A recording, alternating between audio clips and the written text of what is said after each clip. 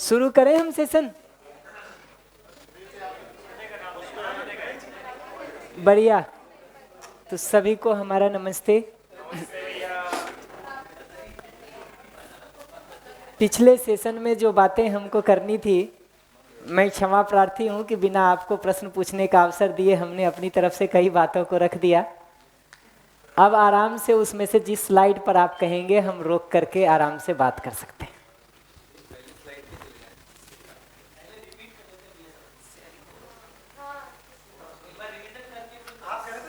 एक मिनट, ठीक बात है। तो हम पहले प्रश्न पर आने के बदले, ये बात सही है कि कुछ लोगों से पहले सुन लिया जाए आराम से, फिर जो प्रश्न होगा उसको ही बात कर लेंगे।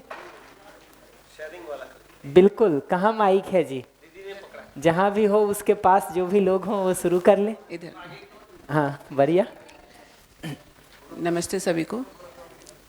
जैसे हाँ, तो बात तो बहुत सारी हुई और जिसमें मेरा ध्यान गया कि एक तो जो जीव चेतना से मानव चेतना में गुणात्मक परिवर्तन के लिए जो अध्ययन अभ्यास की बात हुई, तो उसमें नियम को समझना जीना, न्याय को समझना जीना, धर्म को समझना जीना और सत्य को समझना जीना।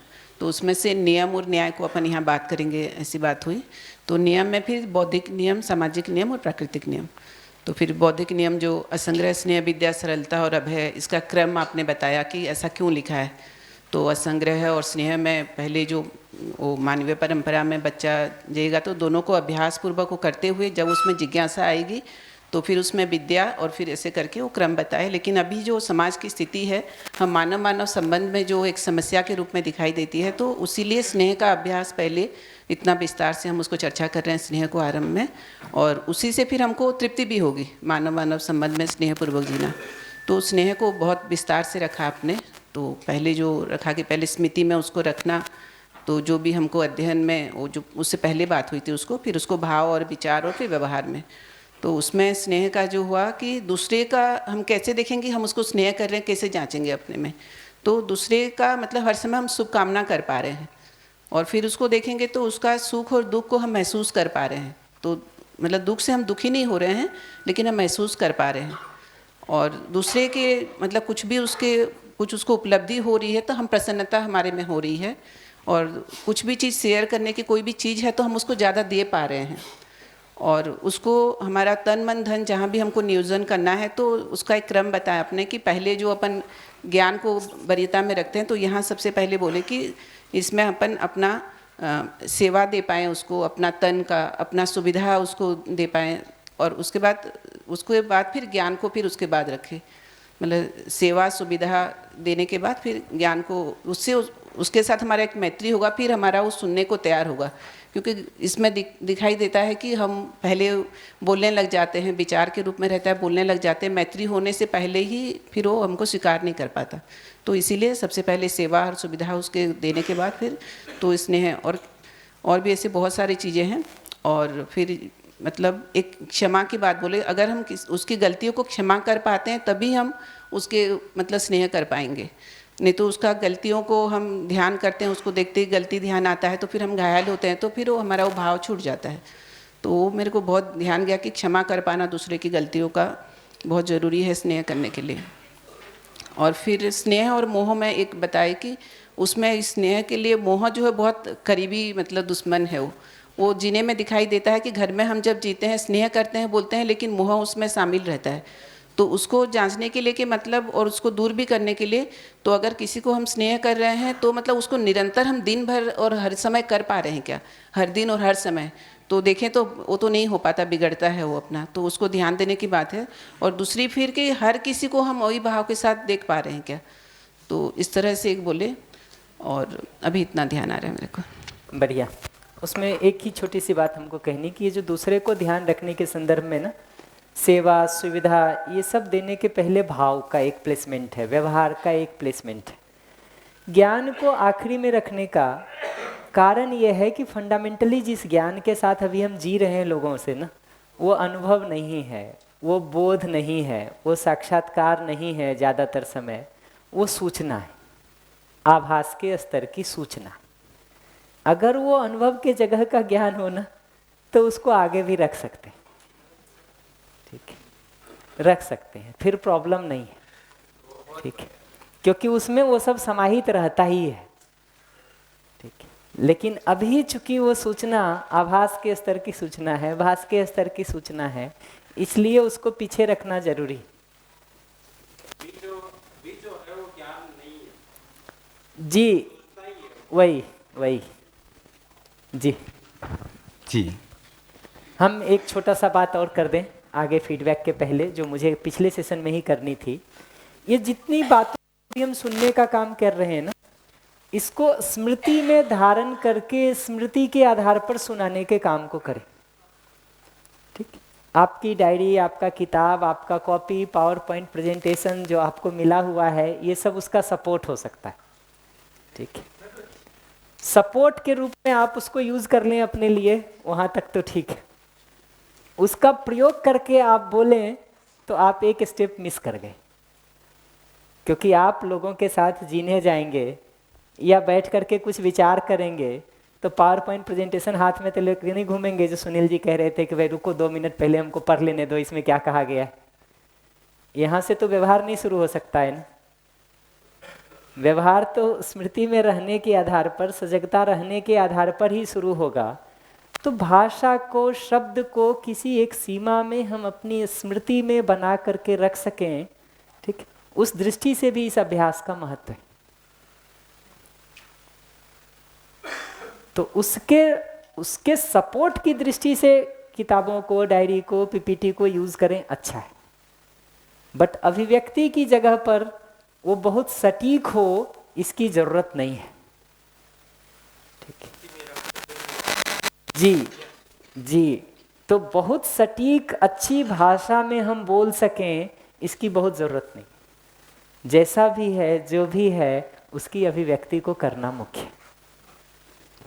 अब आप शुरू कर सकते हैं।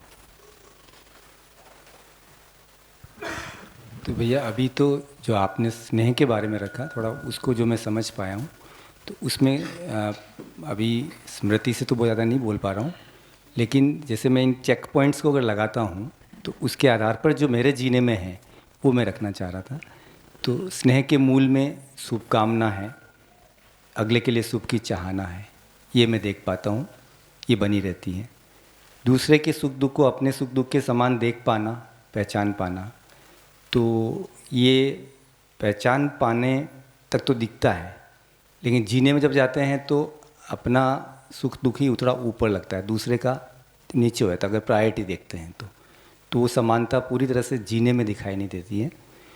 और जो दूसरों की ये जब नहीं दिखता है ना, तो अपने से एक छोटा प्रश्न कि क्या ये सही है जी, हाँ, ये प्रश्न पूछ लें। ये प्रश्न पूछ लें कि क्या हम सचमुच स्नेह करते हैं, ठीक है। हाँ, ये प्रश्न पूछ लें कि क्या ऐसा जीने से परिवार में अखंडता आएगी, क्या ऐसा जीने से समाज अखंड होगा जी, क्या ऐसा जीने से परस्परता में आश्वस्ति बढ़ेगी। और मैं सब प्रश्न पूछ रहा हूँ, मैं उत्तर तो कोई नहीं दे रहा ना। आपको भी उत्तर देने की जरूरत नहीं है, प्रश्न पूछेंगे तो उत्तर मिलेगा, हाँ, मिलेगा।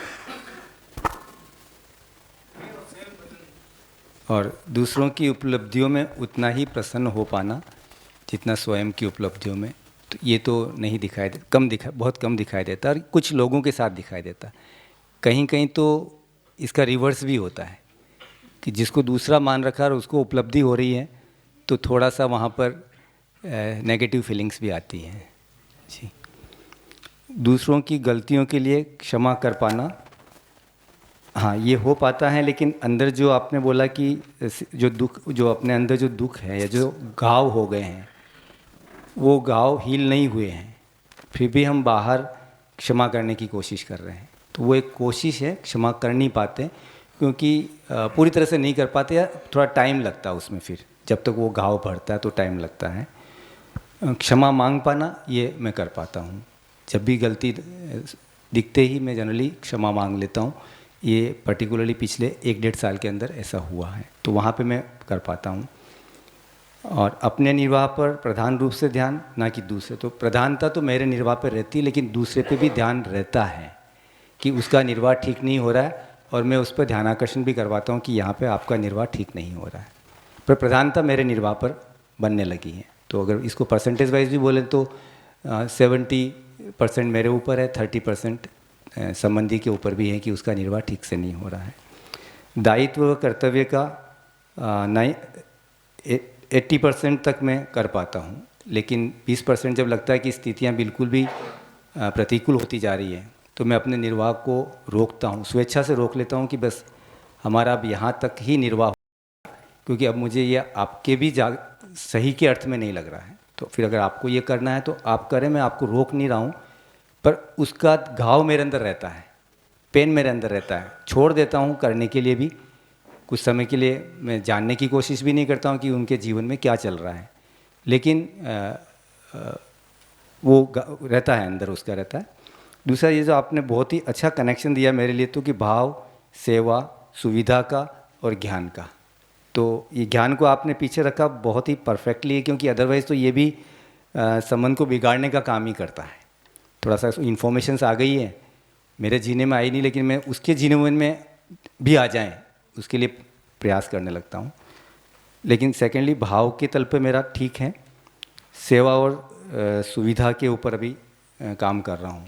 सेवा वाला पार्ट अब बढ़ते हुए देख रहा हूँ, तो इस पे अभी और काम करना है। अभी अभ्यास दर्शन में भी ये बात को पकड़ा था कि चारों अभ्यास को करना पड़ेगा। मेरा पहले सोचना ऐसा बन गया था कि विचाराभ्यास, शास्त्राभ्यास के साथ चिंतनाभ्यास पर्याप्त है, तो व्यक्तिगत जो जागृति है, व्यक्तिगत अभ्युदय की बात है वो हो जाएगी, और साथ में फिर बाद में हो सकता है कि वो हो, और वो भी सेवा का मेरा जो रूप था कि मैं समझाने का जो काम है उसमें भागीदारी कर सकता हूँ, लेकिन जो बाकी व्यवहारिक जो सेवा है उसमें मैं काफ़ी पीछे हूँ, तो उसको मुझे काम करना है।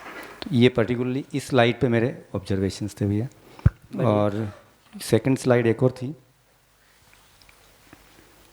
निर्वाह के दौरान अगले का शुभ जागृति केंद्र में है या अपना कोई एजेंडा है जिसके लिए अगले को यूज़ कर रहे हैं। तो यहाँ पर मैं अभी देख पा रहा हूँ भैया पिछले 6 महीने 8 महीने में कि अब तो मेरे बातचीत का विषय भी यही रहता है। कुछ समय पहले बिटिया से बात हुई तो पापा आप इसके अलावा और कोई बात हो बेटा, हाँ इसके अलावा तो नहीं है मेरे पास बात करने को, कि हाँ बात तो यही है, इसके अलावा और क्या बात करें। तो वहाँ मुझे हो सकता है कि मेरा वो पार्ट ठीक करना हो, आप ध्यान दिलाएंगे। अपनी मानसिकता दूसरे के सहयोग की या उसे अपने हिसाब से चलाने की, तो इसमें भी परसेंटेज दोनों वाला है, लेकिन ज़्यादा उसी का है कि दूसरे के सहयोग की है। पहले ये बिल्कुल उल्टा था, अपने हिसाब से चलाने का ही ज़्यादा था, लेकिन अभी ये शिफ्ट देख रहा हूँ कि वो रिवर्स हुआ है। मतभेद की स्थिति में सामने वाले के सुख को वरीयता दे पाना, ये इसमें कम परसेंटेज हो पाता है, ज़्यादा तो मैं वरीयता नहीं दे पाता हूँ जब मतभेद होता है तो। और विरोध, द्वेष, घृणा, ईर्ष्या, प्रतिस्पर्धा रहता है, लेकिन कम है, परसेंटेज कम है उसका। तो ये मैं अपना रिफ्लेक्शन ही देना चाह रहा था, हालांकि मेरी स्मृति में बहुत ज़्यादा इसमें से रह नहीं पाया। लंच के टाइम पे कुछ व्यवस्था संबंधी बातें करने से वो थोड़ा चला गया था। बढ़िया। कौन और सुनाएंगे? एक और कहीं सुन लो। हाँ, आते आते। नमस्ते। तो स्नेह मूल्य की बात हो रही थी, तो कॉपी का सपोर्ट छोड़ा जाए। हाँ हाँ ठीक है। तो नहीं, मैंने ही पॉइंट्स लिखी हैं, तो ठीक है। मैं वो कहानी सुना रहा था ना बाबा जी का, डायरी को पढ़ाने से काम नहीं चलेगा। ठीक है, डायरी पढ़ेगी उससे नहीं चलेगी ज़िंदगी। ठीक है, मुझे पता है आप ही ने लिखा है, इसलिए मैं मानता हूँ कि आप बिना कॉपी के भी बता सकते हैं। हाँ जी बिल्कुल बिल्कुल। तो जो बात हो रही थी स्नेह की, और जहाँ बात हो रही थी पति पत्नी संबंध की, तो मेरी जो सबसे बड़ी वन ऑफ द जो मेरी स्ट्रेंथ बनी पति और पत्नी संबंध को देखने की, जो बहुत बड़ी उपलब्धि हुई, वो बाबा जी और माता जी की जो पूरी जीवनी है, जिस तरह से बाबा ने पूरा जिक्र किया कि कैसे माता जी ने उनको सपोर्ट किया और हर कदम पे लास्ट तक उन्होंने उनको पूरा सहयोग किया। तो मुझे ऐसा लगता है कि वो मेरे लिए बहुत प्रेरणादायी हैं और बाबा के ही हर कदमों पे मैं अपना जीवन वैसा ही आगे जीना चाहती हूँ। तो मुझे ऐसा लगता था, जो लास्ट सेशन में बात हो रही थी, क्योंकि हम सभी भाई बहन बहुत ही, कोई साधारण जीवन नहीं है, बहुत ही खोजी, बहुत ही जिज्ञासु और बहुत ही तपस्याएं करके यहाँ जीवन विद्या तक पहुँचे हैं। तो मुझे ऐसा लगता है कि हम मजाक में भी जो हम कहते हैं पति पत्नी संबंध और वो भ्रम वाले एग्जाम्पल यूज़ करते हैं, हाथ जलना जलाना, तो मुझे लगता है वो बिल्कुल शोभा नहीं देता है हमें बाबा जी और माता जी की प्रेरणा को अपने जीने में लाना चाहिए, समझना, सह अस्तित्व को समझना, वैसा लाना, और वैसा ही हमारी सुंदर परंपरा को, अपने बच्चों को और आने वाली परंपरा को वैसा, इतना जो ये सभी संबंधों का आधार है पति पत्नी संबंध, तो ऐसी सुंदर परिवार और धरती को हम इतना खूबसूरत बना सकते हैं। तो इतना सुंदर ये आधार मूल संबंध है, तो मुझे लगता है इसकी प्रेरणा ही जानी चाहिए। बस इतनी सी बात है। Thank you. बढ़िया। जी भैया। हाँ, आपका सुन लेता हूँ, फिर आता हूँ, आपका सुन लेता हूँ। हाँ, तो भैया, जो हम लोग फर्स्ट डे से ही आपने जिस बात की ओर पूरे ज़ोर शोर से ध्यान आकर्षण कराने की कोशिश की, तो उसको मैं थोड़ा पकड़ने की कोशिश किया मैं, कि हम सबको एक तो अभ्यास करना है। तो अभ्यास किस चीज़ का करना? अभी तक तो हमने बुक्स रीडिंग वगैरह कर लिए, इन्फॉर्मेशन सारे ले लिए, पर जीने में बातें नहीं आ रही हैं। तो अब जीने में आने के लिए ही हम सब इस शिविर में आए हैं। तो आप जो जिस बात का अभ्यास करने के लिए बेसिकली ज़ोर लगा के बोल रहे थे, मैं उसको पकड़ने की कोशिश किया, तो मुझे ये समझ में आया कि जो अस्तित्व सहज मूलभूत वास्तविकताएं हैं, उनके प्रति सजगता का अभ्यास, तो उसमें हमने स्नेह को पकड़ के चलने की कोशिश की। तो उसमें भी आपने 4 स्टेजेस बताए स्नेह को पकड़ने के लिए। तो उसमें वैसे तो चारों ऐसे दिमाग में है, पर किसी एक को पकड़ के हमको अभ्यास करने के लिए जो आपने कहा, तो जो फर्स्ट वाला है कि मैं भी एक मानव हूँ, सामने वाला भी एक मानव है, वो भी मेरा शुभ ही चाहता है, अपना भी शुभ चाहता है, मुझे भी सुखी करना चाहता है, खुद भी सुखी रहना चाहता है। तो अगर मैं सामने वाले को जब भी देखूँ, किसी व्यक्ति को, तो मैं उसमें क्या देख रहा हूँ?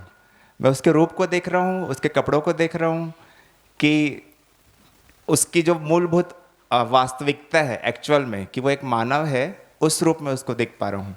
और उस मानव में भी मतलब वो भी सुखी रहना चाहता है, मैं भी सुखी रहना चाहता हूँ। इस बात को यदि मैं हर व्यक्ति में हर पल हर क्षण इस बात को देखने का अभ्यास कर पा रहा हूँ, तो शायद स्नेह को जीने की कोशिश कर पा रहा हूँ, ऐसा लगता है। तो इस सूचना को हमेशा निरंतरता में स्वयं में बनाए रखना, तो ये चीज़ मैं थोड़ी कोशिश कर रहा हूँ।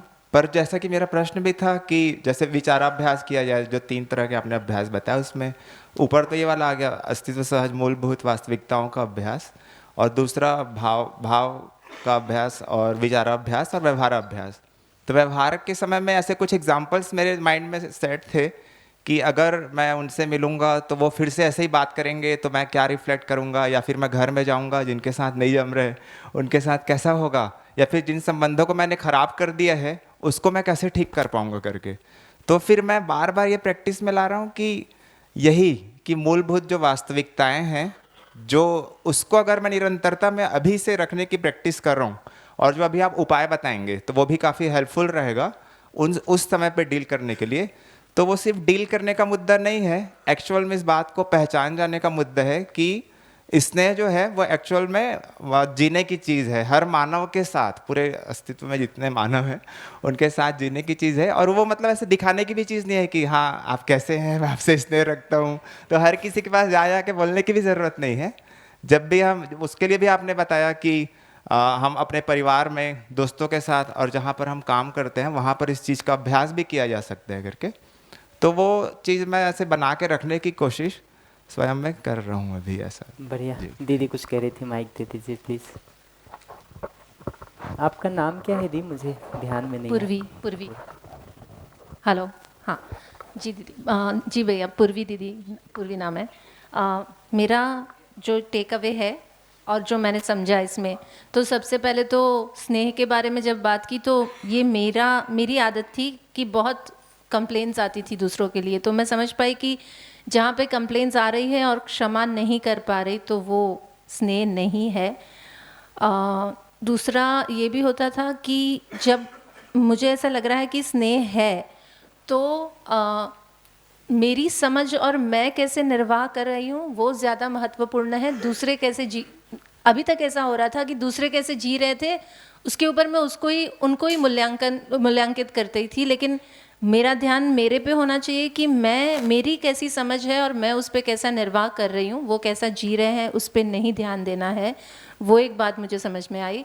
तीसरी जो बात समझ में आई, तो हो सकता है कि हम सब अलग अलग लेवल पे हों, लेकिन वो जिस स्थान पे हो वहाँ से मैं उनको आगे बढ़ने में कैसे सहयोग कर पाऊँ, तो वो भी एक स्नेह की बात है। और स्नेह की बात में नहीं, लेकिन मुझे ये 4 जो अभ्यास की बात की हमने, वो मुझे बहुत अच्छा लगा। और वो पहले जो 3 अभ्यास हैं, सजगता, भाव, विचार, वो हम अकेले भी होते हैं तो भी हम कर सकते हैं, उसके लिए दूसरों की ज़रूरत नहीं है। और वो हम पहले से जो तैयारी अगर करके रखें, तो व्यवहार में जब कहीं पे कुछ ऐसा हो कि हमारा विचार भाव बिगड़ सके, तो हम उसकी पहले से तैयारी करके उसको अच्छे से हम उस टाइम पे रिस्पॉन्स कर सकते हैं। ये बात मुझे समझ में आई और मेरे लिए ज़रूरी भी लगी। बढ़िया। भैया कुछ कह रहे थे, उसको सुन लेते हैं, फिर हम आगे शुरू करेंगे, फिर हम प्रश्न पे आ जाएंगे। जी धन्यवाद भैया। पिता पुत्र संबंध को मैं थोड़ा सा स्नेह में कैसे देख पाया अभी पूरी चर्चा के दौरान, तो मैं अपने पिताजी के तरफ जब भी देखता रहा हूँ बचपन से, तो एक विरोध की स्थिति हमेशा वहाँ पाता रहा। पर जब, क्योंकि शुरुआत में ऐसी स्थिति नहीं थी, इतनी समझ नहीं थी अपनी कि उनको बताया जा सके कि पिताजी आप किस तरह से ये हमारे साथ बर्ताव करते हैं। पर उसका जब ये समझ में थोड़ा सा आया कि उनकी वजह से मेरे जीने में कोई असर ना आए, अपने जीने को ठीक किया जाए और अपने जीने में वो सब चीज़ों को ना आने दिया जाए जिसकी वजह से मेरे परिवार के अंदर इतनी चीज़ें चल रही हैं। तो अपने जीने पे थोड़ा सा ध्यान रहा, तो उससे एक बात बड़ी ठीक से हो पाई कि मेरे साथ या मेरे भाइयों के साथ जो भी पिताजी का जिस तरह का बर्ताव रहता है, वो सिर्फ मेरे साथ ही नहीं है, वो मेरे बाकी भाइयों के साथ भी वैसा ही है। तो उसमें एक चीज़ की स्वीकृति बड़ी ठीक से बन पाई है कि उनको सुधारने का काम भी नहीं करना है और उनके प्रति किसी तरह की पीड़ा को लेके चलने का भी कोई काम नहीं है। तो ठीक से क्या किया जाए कि अपने जो दायित्व हैं पुत्र होने का, जो कर्तव्य हैं अपने पुत्र होने का, उसको ठीक से किया जाए। और उसको ठीक से किया जाने का मतलब यही नहीं है कि उनका व्यवहार हमारे प्रति ऐसा हो कि आ बेटा मेरे साथ तू भी पैग लगा, आ बेटा तू मेरी दुख सुन मैं तेरा दुख सुनूं, ऐसा वाला व्यवहार ना भी मिले तो भी वो स्नेह पिता पुत्र का बना रह सकता है, जो मैं अपने में देख पाया हूँ। और उसको जब मैं अपने पुत्र की तरफ देखता हूँ तो मैं ऐसा पाता हूँ कि एक बड़ा योगदान है मेरे पिताजी का मुझे ये सीखने के लिए तैयार करने में कि आगे बढ़ के एक ठीक पिता कैसे बना जा सकता है। तो ये बड़ी एक उपलब्धि रही है उस चीज़ की। जी भैया। इनफैक्ट आदमी की दृष्टि का कुछ कहना चाह रहे हैं? हाँ, क्वेश्चन माइक तब तक रख लीजिए। आदमी की दृष्टि का घटनाओं को ऑब्जर्व करके निष्कर्ष निकालने में कितना रोल होता है, उसके लिए ये जो कह रहे हैं ना, शिव खेरा की एक काफ़ी प्रसिद्ध कहानी है कि उसने किसी से पूछा, एक भाई से, कि शिव खेरा जानते हैं? हाँ हाँ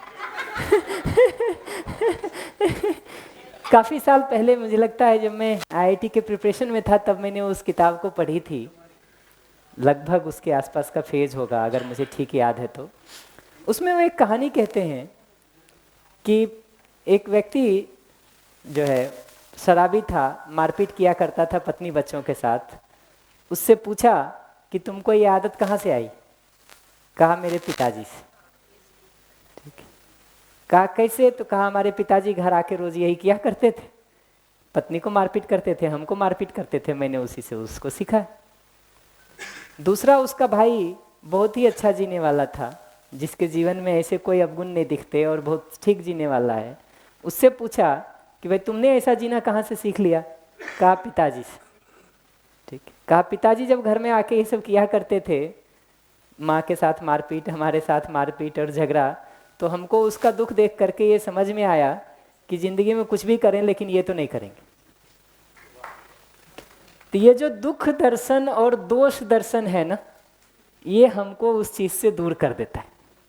अब देखिए कहाँ दृष्टि काम कर रही है, उसमें दोष दर्शन और दुख दर्शन होना, ये उससे वैराग्य की कुंजी है। ठीक है। और अनजाने में ही सही, अगर उसमें हमने सुख देख लिया, ठीक है, तो वो हमारा जीने का एक ढर्रा बन जाएगा और कहीं ना कहीं हम उसकी ओर आकर्षित हो जाएंगे। तो दृष्टि का बहुत रोल है उसी एक घटना को ऑब्जर्व करके निष्कर्ष निकालने। जी भैया, एक और चीज़ इसमें ऐड करूँगा कि जो लोगों के प्रति दया और करुणा का भाव मेरे अंदर बचपन से रहा, उसके पीछे मेरा संघर्ष जो रहा परिवार में, और जिस तरह के आदिवासी इलाकों से मैं निकल के आया हूँ, वहाँ का जो संघर्ष था, जो मनुष्य के प्रति प्रेम वहाँ पर मैंने देखा कि सुविधाओं का अभाव और मिलजुल के एक दूसरे की मदद करके जीने का जो भाव देखा मैंने वहाँ पे, उसका बड़ा योगदान रहा कि लोगों के प्रति मैं उसको क्या शब्द दूं, क्योंकि मेरे पास दर्शन के संदर्भ में वैसा शब्द तो है नहीं, ज्ञान नहीं है, पर लोगों के प्रति जो लगाव है, उनकी पीड़ा में खड़ा होके उनकी पीड़ा को अपना बना करके जीने की जो अपने अंदर वो संस्कार है, वो वहाँ से मेरे को ऐसा लगता है कि उस समाज की बड़ी देन है। और मैं बड़ा सौभाग्यशाली अपने आप को पाता हूँ कि एक ऐसी समाज में पैदा होने के बाद जहाँ सुविधाओं का अभाव है, जहाँ संबंधों को ठीक से जीना, समझना और निर्वाह करने का अभाव है, वहाँ से निकल के यात्रा को शुरू किया और ठीक से देख पाया हूँ अपनी ज़िंदगी को कि ये जीवन यात्रा ऐसे निरर्थक नहीं जानी चाहिए, और ये जीवन यात्रा सिर्फ पेट भरने में नहीं जानी चाहिए और उन सुविधाओं को जोड़ने में नहीं जानी चाहिए जिसमें कि जिसके होने के बावजूद भी मैंने खालीपन को देखा है बहुत करीब से अपने आसपास। तो वही प्रेम भाव का मुझे लगता है भैया, उसके लिए भी संघर्ष का मेरे पीछे बड़ा एक जो पूरा यात्रा मेरी रही है, उसका बड़ा योगदान है भैया। बढ़िया। दीदी कुछ सवाल पूछ रही थी। हाँ भैया, मेरा क्वेश्चन ये है कि जैसे ये स्नेह के भाव का आज जो आपने अभ्यास बताया, उसको 2-3 साल से कर रही थी, उसमें आपका एक रिकॉर्डिंग सुना था, तो उसमें से कुछ चीज़ें मेरे ध्यान में आई थी, और उसको करने के क्रम में अभ्यास के कुछ मुद्दे मेरे अपने खुद से भी डेवलप हुए थे, जिसको मैं प्रैक्टिस कर रही हूँ। 2-3 साल हो गया, पर कुछ जगहों पर ऐसा हो रहा है प्रैक्टिस करने के क्रम में कि ये जो मूलभूत वास्तविकताओं का एक रेफरेंस है, जिसको मैंने किसी एक को पकड़ के रखा है, जो आप एंकर बोल रहे हैं वैसा, उसको पकड़ के रखने के बावजूद कुछ चीज़ें ऐसी हो रही है कि जो पास्ट में मेरे साथ कुछ हुआ था कि जिससे मैं सोशली, इकोनॉमिकली या इमोशनली बहुत हर्ट हो गई थी, और जो लंबे समय तक चला 20 साल, तो वो पीड़ा कभी उभर के इतनी ज़्यादा हो जाती है कि ये वो जो एंकर है ना, वो ढीला पड़ जाता है। तो क्वेश्चन मेरा ये है कि एंकर को पकड़े रखा है, तब भी होश तो रहता है मुझे, वो जब विरोध एक्टिव होता है या दुख एक्टिव होता है तो पता रहता है मुझे, पर उसका जितना स्ट्रेंथ है ना, उससे इस वाले का स्ट्रेंथ बढ़ जाता है। तो तब मैं दुखी होती हूँ। एक्शन में कुछ नहीं आता, बाहर वाले को नहीं पता चलता, पर मुझे अंदर में पता चलता है। उस समय मैं क्या करूँ ना, वहाँ मैं अटक रही हूँ। 2 में से एक काम कर सकते हैं, या तो जितनी देर भी वो गुजर रहा है उसको तटस्थ होकर ऑब्जर्व करते रहें और दुख दर्शन देख सकें। ठीक है, दुख को देखते रहे, वो दुख अपने आप आपको उससे दूर होने के लिए प्रेरणा दे देगा। No need to worry. एक तरीका ये है। 1 मिनट, इसमें मैं, आपने ये जो बोला इसको मैंने किया, अभी थोड़े दिन पहले वो स्थिति हो गई, तो उसको मैंने क्या देखने की कोशिश की कि मैं न्यूट्रल होके उसको देखूं। तो मैंने उसको 20-25 मिनट देखा होगा, उतना ज़्यादा शायद नहीं हुआ होगा, पर मैंने देखा क्या कि जो 7-8 घटनाएं एक साथ हुई और 8वीं-9वीं घटना में वो एक्टिव हो गया, पहले 7-8 घटना में नहीं हुआ। तो मैंने देखा क्या कि वो जो हो रहा था उसको ऐसे ही देखती रही, तो पास्ट में जो घटनाएं हुई थी जो मुझे कभी याद नहीं आ रही थी इन 20 सालों में, वो उभर के याद आने लगी, पर मैं उसको देखती रही, किया कुछ नहीं मैंने, और वो धीरे धीरे शांत भी हो गई। पर वो 20-25 मिनट का समय था ना, वो मुझे स्वीकार नहीं था, वो मेरा दुख का जगह बना। तो मैं सॉल्यूशन नहीं ढूंढ पाई, ये अभी नहीं सॉल्यूशन ढूंढा जाए कि ये 20-25 मिनट नहीं आएगा कैसे, उसके लिए क्या करें। उसका ऑब्जर्वेशन करने से और उसमें दुख को देखते रहने से ये होगा कि ये जो अभी 25 मिनट आया है, अगली बार आएगा तो 20 मिनट आएगा, अगली बार आएगा तो 15 मिनट आएगा, अगली बार वो 10-5 होते हुए 0 तक पहुंचेगा। कुछ चीज़ें ऐसी हैं जिसमें एंकर पर बने रहने के बावजूद भी या उसका होश आने के बावजूद भी अगर नहीं सपोर्ट दे रहा है तो 2 ही तरीका है। एक तरीका है उसमें दुख दर्शन को करते रहना, क्योंकि अब ये हम चला नहीं रहे हैं इसको, हम अपने ही संस्कारों के, मान्यताओं के, पूर्व स्मृतियों के इतने अधीन हैं, इतने विवश हैं कि नियंत्रण नहीं है बहुत अपने ऊपर। ठीक है, तो 2 में से एक सपोर्ट, या तो हम उसका ऑब्जर्वेशन करके दुख दर्शन करते रहे बस, या दूसरा तरीका है वातावरण की जो उतनी लंबी लिस्ट बताई थी ना, उनमें से किसी का उपयोग कर ले। वातावरण की जो उतनी लंबी लिस्ट है ना, सत्संगति का, साहित्य का, कला का, पठन का, प्राणायाम का, किसी न किसी सपोर्ट को उसमें यूज कर ले, क्योंकि आपका निष्कर्ष तो निकला हुआ ही है कि वो ठीक नहीं है, आपका निष्कर्ष निकला हुआ ही है कि हमको उससे बाहर निकलना है। ठीक है, तो अभी हो क्या रहा है, हो ये रहा है कि आवेश गति इतनी बढ़ गई है कि उसको सामान्य करने का कोई वो नहीं मिल रहा। तो वातावरण के उन सपोर्ट में से किसी एक सपोर्ट से उसको नॉर्मलाइज कर ले। ठीक है, नॉर्मलाइज कर ले, या उसके ऑब्जर्वेशन को करते रहें और उसमें दुख दर्शन होता रहे। और कुछ चीजें अपना समय लेती हैं। एक समय के बाद ये समझ में आता है कि आम का पेड़ अगर आपने लगाया है तो आज बीज लगाया है तो 3 साल फल आने में लगेगा। आप बहुत खाद पानी भी दे लेंगे, सब तरफ से भी सपोर्ट करेंगे, 2 साल 10 महीने हो जाएंगे कि नहीं? 2 दिन तो नहीं हो सकता ना, 1 साल तो नहीं हो सकता ना, 15 दिन तो नहीं हो सकता ना। तो जिन पौधों को हम अपने ही हाथ से इतना सींचे हैं जी, 10 साल 20 साल आप खुद ही कह रहे हैं, तो अब 20 मिनट उस तो आएगा तो वो तो लेगा जी। अपने ही हाथ से 20 साल का सींचा हुआ अपना ही पौधा है। हमारे यहाँ कहते हैं हाथी मरता भी है तो 1.25 लाख का होता है। तो वो प्रक्रिया एक लेवल का समय तो लेती है, पर ये 2 में से कोई एक सपोर्ट यूज कर लिया जाए। आता हूँ जी भैया, मेरा सवाल कुछ ऐसा है कि स्वीकृति को लेकर है कि मुझे किसी को लेकर स्वीकृति है तो मुझे पता चल रहा है उस बारे में। तो मुझे, क्योंकि बाहर जब मैं देखता हूँ, जब जीने में बाहर जाता हूँ, तो मुझे ये समझ में नहीं आता है कि किस व्यक्ति को लेकर मुझे स्वीकृति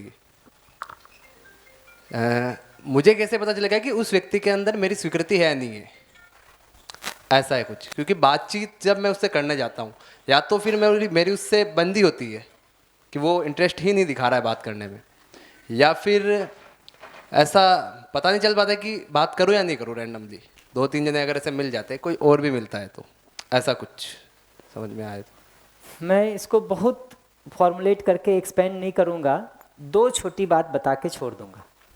एक ये कि हम यहाँ पर जितने जीने की बात को कर रहे हैं, किसी में हम दूसरे के किसी चीज़ को देख करके आधार ही नहीं बना रहे। ठीक है, हम तो किसी अस्तित्व सहज वास्तविकता को सीधा सीधा अगले में देखने की बात कर रहे हैं। ठीक है, तो ये गैर महत्वपूर्ण है मेरे लिए कि उसकी स्वीकृति हमारे अंदर है कि नहीं है। ठीक है, महत्वपूर्ण इस बात को देख पाना है कि वो भी मानव है, सही को समझना चाहता है, सही को जीना चाहता है, खुद सुखी होना चाहता है, हमको सुखी करना चाहता है। दूसरी बात मैं ये कहूँगा कि किसी की स्वीकृति है कि नहीं हमारे प्रति, उसको भी अगर देखना ही हो तो उसका बहुत सरल तरीका है। अगर हमारी स्वीकृति है आपके प्रति, तो हमारी खुद ही रुचि होती है आपसे बात करने में, हमारी खुद ही रुचि होती है आपको अप्रोच करने में। ठीक है, संकोच हो सकता है किसी को किसी जगह पर रुचि तो होती ही है। अब अगर संकोच है भी तो हमारा अगर नहीं पता चल रहा है तो एकदम सिंपल तरीका है, आप पहली बार किसी को अप्रोच करके बात करके देख लीजिए। कोई मैरिज का प्रपोजल तो आप नहीं दे रहे होंगे, ऐसा मैं मान लेता हूँ। तो हम बात करके देख लें, अगर उसका रुचि होगा आगे तो उसको रिस्पॉन्ड करेगा, नहीं रुचि होगा वो आगे बढ़ जाएगा नमस्ते बोल के। क्या करते हैं, आपको भी किसी से पीछा छुड़ा के आगे जाना होता है तो क्या करते हैं, सुनते हैं, नमस्ते करते हैं, आगे बढ़ जाते हैं, ये हो जाएगा और क्या होगा। तो वहीं पर ही भैया ऐसा है कि वही व्यक्ति अगर मुझसे रोज़ मिलना, उन्हीं व्यक्तियों से मुझे अगर रोज़ मिलना हो और उनसे अब व्यवहार बनाना, बातचीत व्यवहार तो करना ही है, तो वहाँ पर अब मैं इसको कैसे लूँगा, फिर उनसे किस तरह की मेरी सिर्फ कार्य के आधार पर मैं उनसे बातचीत करूँ या सिर्फ किसी ज़बरदस्ती मुद्दे को लाकर बात करूँ, उसमें मेरे को संतुष्टि नहीं मिलती। एक छोटा सवाल पूछूंगा, बैकग्राउंड कितना है आपका जीवन विद्या का, ये बताइए हमको पहले। 2 साल। 2 साल जी। कितने शिविर कर लिए? 4। किन किन लोगों के? श्रवण भैया का किया मैंने, भानु भैया का किया है और श्री राम भैया का किया है। बढ़िया। ये मौलिक बात समझ में आई है कि नहीं कि मानव मूलतः सही को समझना चाहता है, सही को जीना चाहता है, अपना सुख चाहता है, मेरा सुख चाहता है। इस बात पर भरोसा आपको बना है कि नहीं बना है? बना है। पक्का? हाँ। 4 बार और सोच लीजिए। बना है। अगर ये भरोसा बन गया है तो हमको अगले आदमी में सबसे पहले ये बात को देखना चाहिए कि वो आदमी सही को समझना चाहता है, खुद सुखी होना चाहता है, और ये सबसे ज़्यादा महत्वपूर्ण है कि हमारा सुख चाहता है, हमको भी सुखी करना चाहता है। अब डाउट तो नहीं शुरू हो गया?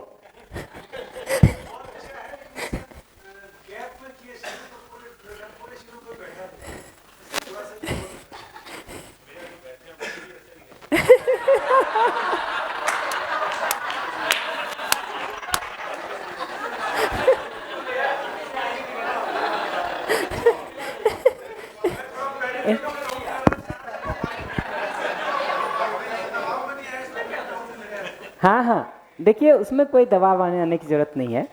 ये बात को देखिए बार बार पलट के, अगर इस पर भरोसा हो जाता है कि अगला आदमी भी मेरा शुभ चाहता है, मेरा सुख चाहता है, अगर इस बात पर हमको फंडामेंटली भरोसा हो जाता है कि अगला मनुष्य मेरा शुभ चाहता है, मेरा सुख चाहता है, तो हम सीधा सीधा उस बात पर ऑब्जर्वेशन कर सकते हैं।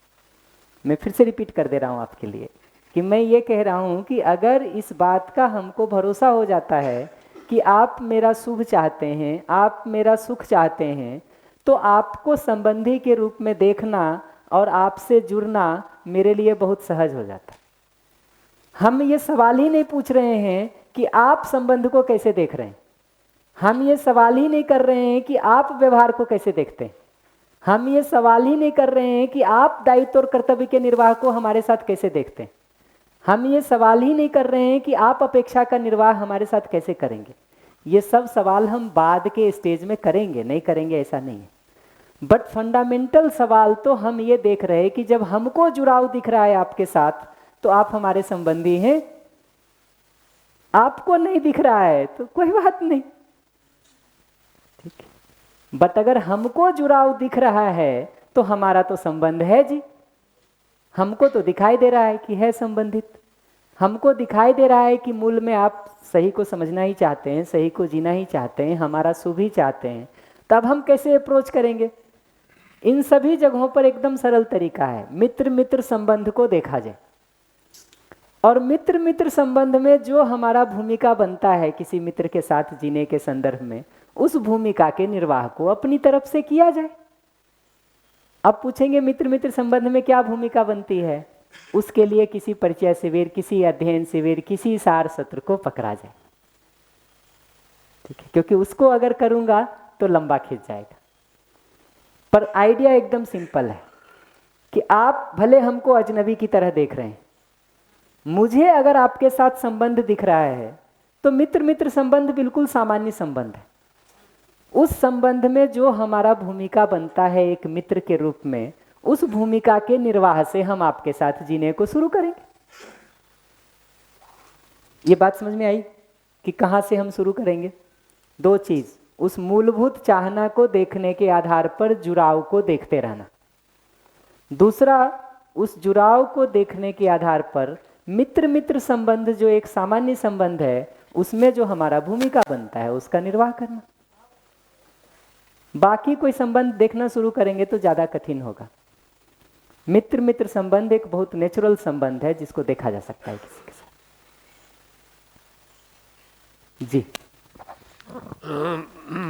भाई दबे ऐसी स्थिति जब होती है कि कोई हमें लूटने ही आया है लिटरली, और उस स्थिति में हम उसको ये देखें कि वो हमारा हित चाहता है, तो वहाँ सिचुएशन।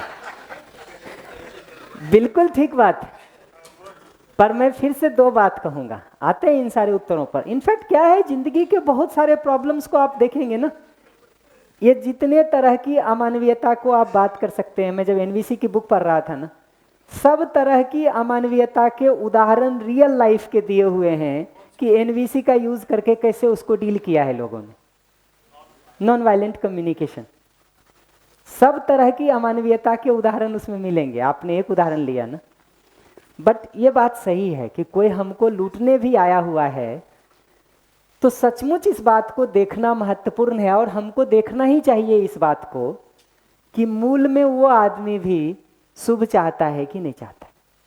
उसकी इच्छा गलत है, ये तो बहुत साफ ही है। योग्यता का अभाव है, ये बात तो बहुत साफ ही है। बट फंडामेंटली वो आदमी भी शुभ चाहता है कि नहीं चाहता है, इस ऑब्जर्वेशन को किया जाए। और इस ऑब्जर्वेशन को करने का तरीका दो ही है, या तो ईमानदारी से अपना ऑब्जर्वेशन, या कभी वैसे आदमी से मिलना हो जिसके लिए आपको लगता हो कि वैसा आदमी है, पूछ लीजिए। बाबा जी कई बार अपनी कहानी बताते हैं अलग अलग डाकुओं से मिलने का, गणेश जी बताते रहते हैं, ठीक। वो सब से जब मिल करके पूछते कि भाई जो काम तुम करना चाहते हो, वो अपने बच्चे को किसी स्कूल में पढ़ाते थे, कोई हमारे डाकू महाराज थे, तो अजी तुलसीदास ने लिखा, सज्जनों की वंदना करें चाहे नहीं करें चल जाएगा, दुष्टों की वंदना सब करनी जरूरी है, क्योंकि वो नाराज हो गए तो बड़ा मुश्किल हो जाएगा। सज्जनों की वंदना नहीं भी करेंगे तो चल जाएगा जी, वो थोड़ी नाराज होते हैं कि नहीं। तो इसका वो जो सुनाते ना, तो इन सब लोगों ने बात करके उसको देखा कि भाई तुम अपने बच्चे को इस स्कूल में पढ़ा करके रख रहे हो, इसके थ्रू पुलिस पकड़ सकती तुमको, तुम्हारे ऊपर 25,000 50,000 का इनाम है, तुम बच्चे को बोर्डिंग स्कूल में डाल के पढ़ा रहे हो, तो तुम एक क्लू छोड़ रहे हो ना भाई, जहां से पुलिस आके तुमको पकड़ सकती। ठीक, बहुत साफ उत्तर देता है कि भाई हम अपनी जिंदगी में जो कर रहे हैं उसकी छाया भी हम नहीं चाहते हैं कि बच्चे पे पड़े। ठीक, एक डाकू भी ये बात को देख पाता है और कह पाता है। ठीक, आप परंपरागत उदाहरणों में भी देखेंगे ना, तो इस देश में तो कई उदाहरण दिखते हैं। सबसे रिसेंट में देखेंगे तो जयप्रकाश नारायण जी के उदाहरण। ठीक है, चंबल घाटी में कई सारे डाकुओं ने हथियार को छोड़ करके सामान्य जिंदगी को अपना लिया। ये उदाहरण तो आंख के सामने दिखता है ना जी। ठीक है, रिसेंट में बता रहा हूं, कोई हजारों साल का भी नहीं बता रहा हूं। और ये कोई पहली घटना है जो 20 साल पहले शुरू हुई है, ऐसा भी नहीं। बुद्ध के समय उंगली माल की कथा है। ठीक, और वो वास्तविक कथा है, इस रूप में कि इतिहास में लिखित तो वो मिलता है।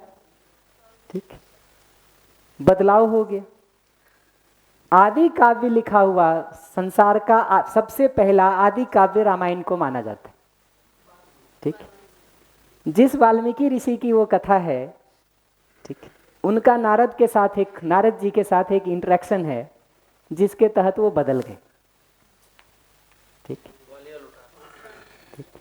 सुनी होगी वो कहानियां आप लोगों ने। भैया 1 मिनट एक बात कहूँगा अभी लूटने वाली बात पे। कहाँ हैं आप? इधर हाँ। जी जी। कि वो जिसको लूट रहा है उसने नियमों का पालन नहीं किया होगा, मेरे को ऐसे लगता है।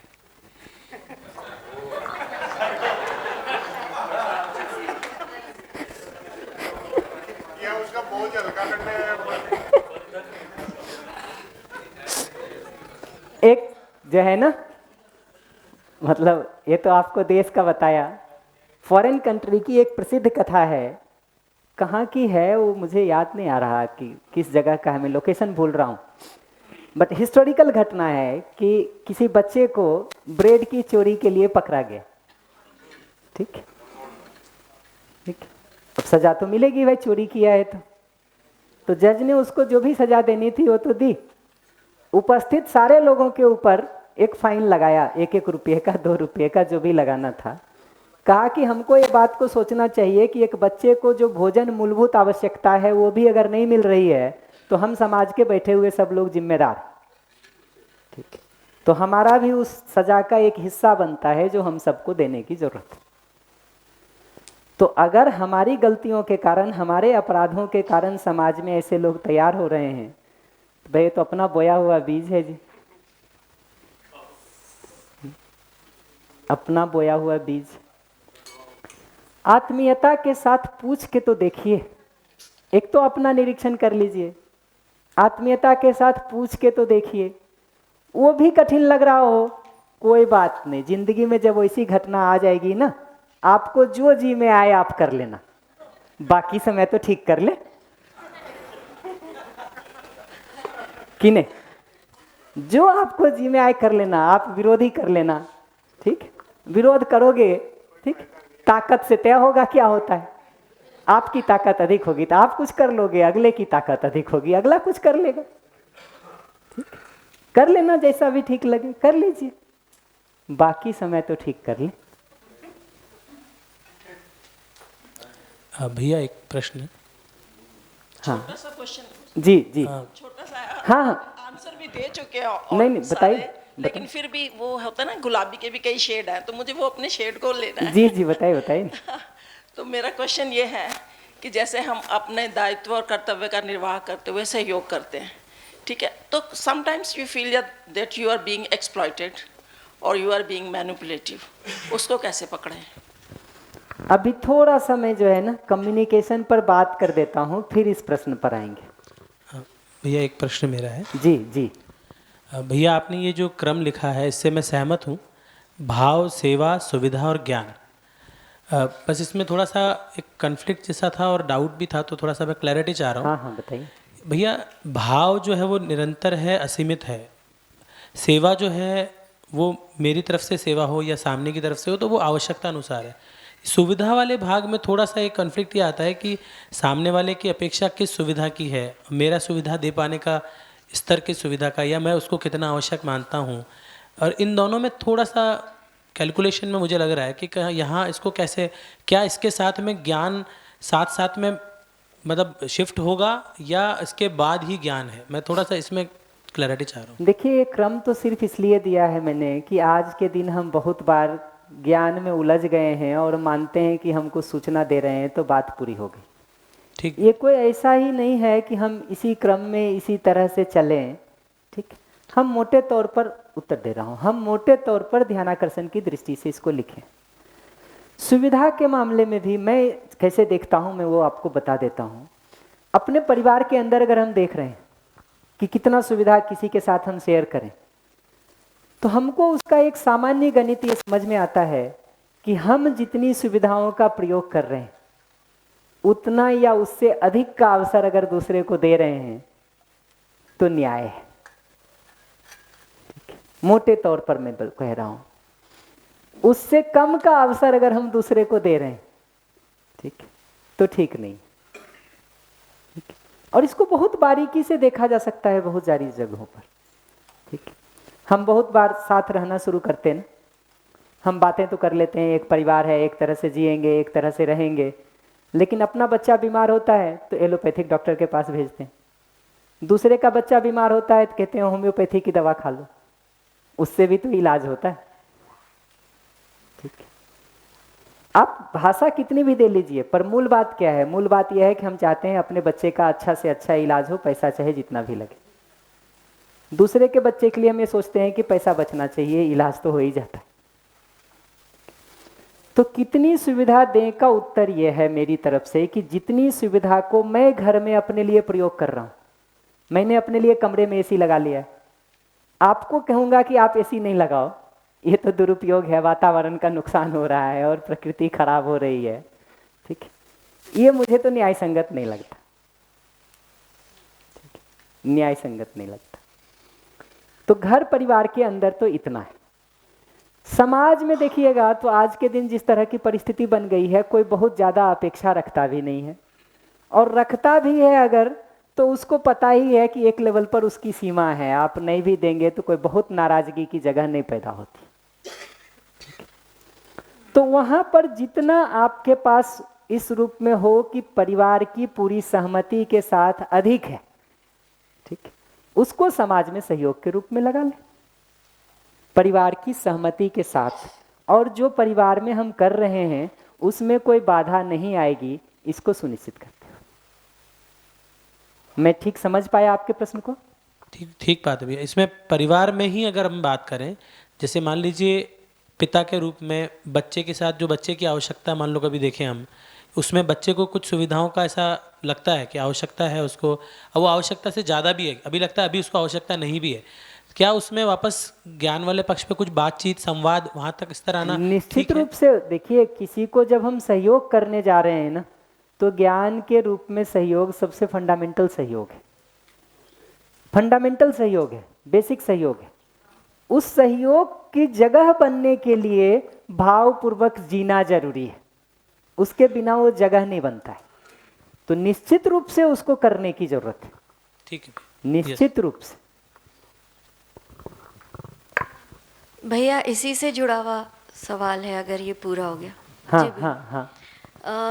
भैया इसमें अगर परिवार या निकट मतलब वृहद परिवार की बात करें, हाँ। तो अगर सुविधा में दूसरा व्यक्ति भी सक्षम है कि वो उन सुविधाओं का उपार्जन अपने लेवल पे कर सकते हैं, तो लेकिन अपेक्षा ये है कि हम अपना तो बचा के रखें, लेकिन आप उन सुविधाओं को पूरा कर दो, तो उसमें फिर क्या यही उसमें कंपैशनेट कम्युनिकेशन शुरू करना चाहिए जिसको हम करना चाह रहे हैं। जी जी जी जी जी भैया, धन्यवाद। हम बिल्कुल नहीं कहेंगे कि सब सुविधा देने से चाहिए, जब जरूरत नहीं है तो संवाद शुरू करेंगे।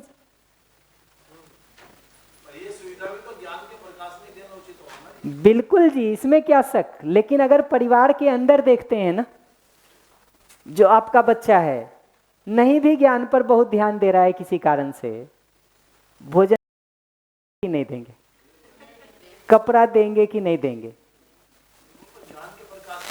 वही कह रहा हूँ, आप सब ज्ञान दे रहे हैं, वो नहीं सुनने को तैयार है, अब क्या करेंगे? उसको घर से बाहर निकालेंगे कि घर में रखेंगे?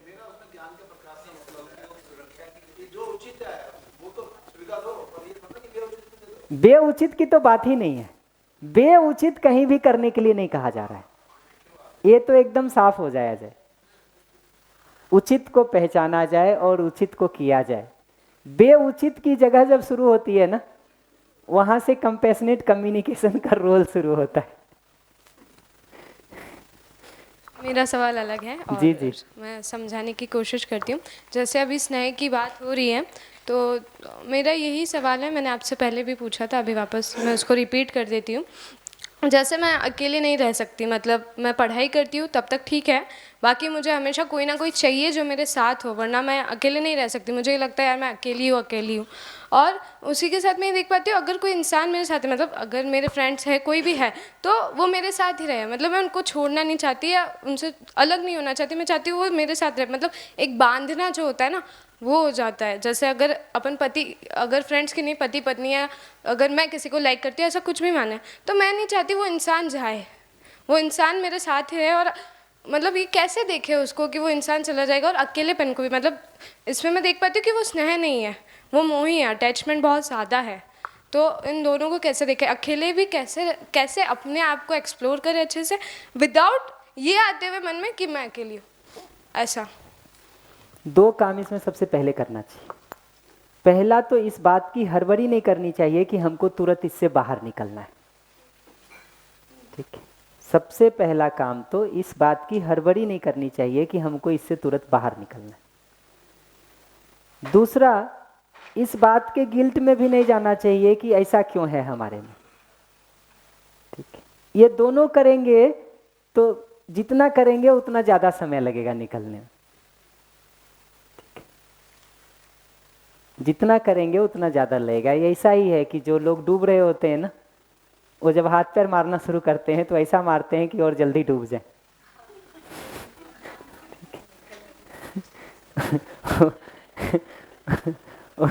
और जब सांस फूलना शुरू होता है ना तो पानी पीना और शुरू कर देते हैं। ठीक है, उससे डूबने की संभावना और बढ़ जाती है। तो पहला चीज तो यह है कि अपनी स्थिति को यथावत स्वीकारा जाए। है ऐसा, इतना सिंपल है। ठीक है, पहुंचना वहां है। देखिए क्या होता है कि जब पहुंचना वाला जगह है ना, उत्साह के लिए हमने क्या गति कर लिया है और क्या ठीक है उस पर ध्यान देना पड़ता है। तो जब भी आपके अंदर उत्साह की कमी हो रही हो, ठीक है, उस समय इस पर ध्यान देना जरूरी है कि हमारी उपलब्धि क्या हुई है अभी तक में। उस समय अगर इस पर ध्यान देने चले जाएंगे कि हमारी दूरी कितनी बची हुई है लक्ष्य से, तो ये गलत रूट हमने चुन लिया।